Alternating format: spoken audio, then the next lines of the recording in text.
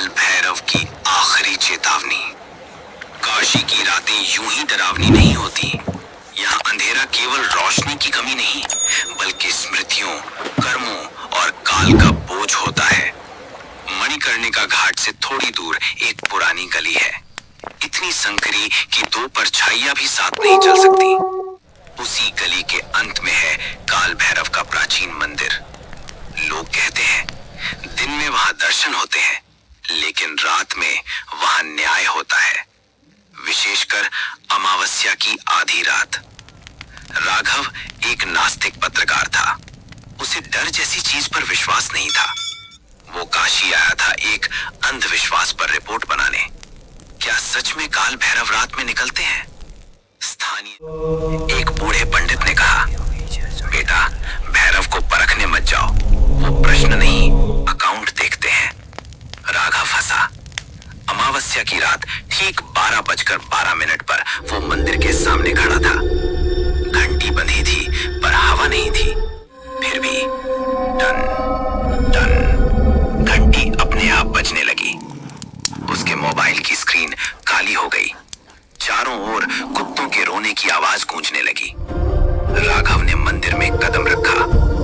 अंदर अंधेरा था, लेकिन उसे ऐसा लगा जैसे कोई उसे देख रहा हो।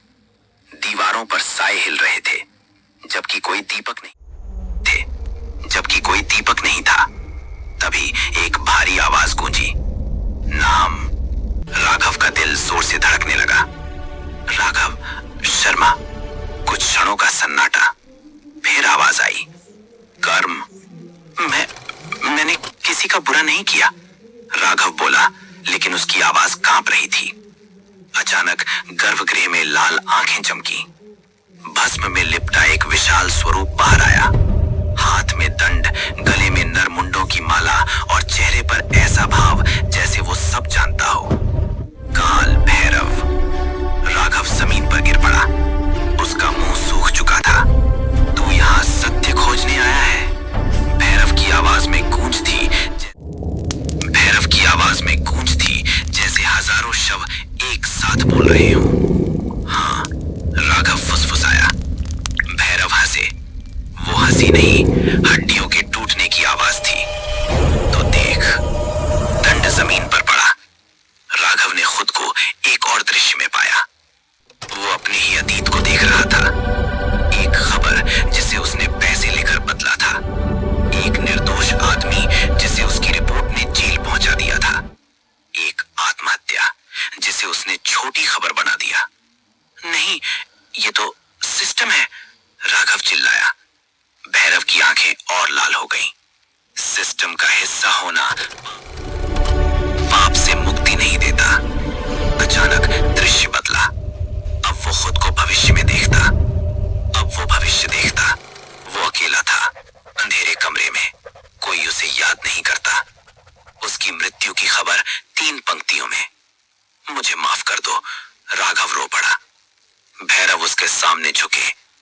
काल सबका अंत है, लेकिन मैं अंत नहीं, न्याय हूं। तभी मंदिर की दीवारों से चीखें आने लगी। अनेक आत्माएं जिन्होंने अपने कर्मों से भागने की कोशिश की थी, ये सब मेरे द्वार पर आए थे, भैरव बोले। कुछ लौटे नहीं। राघव का शरीर सुन्न हो गया। मुझे एक मौका दे दो, उसने कांपते हुए कहा। लंबा सन्नाटा। फिर भैरव ने दंड उठाया और कहा, अगर सूरज उगने से पहले तू मंदिर से बाहर गया तो तू जीवित रहेगा, लेकिन अगर पीछे मुड़कर देखा तो यही का हो जाएगा। अचानक सब शांत। राघव खुद को मंदिर के द्वार पर खड़ा पाया। दूर पूर्व में हल्की रोशनी थी।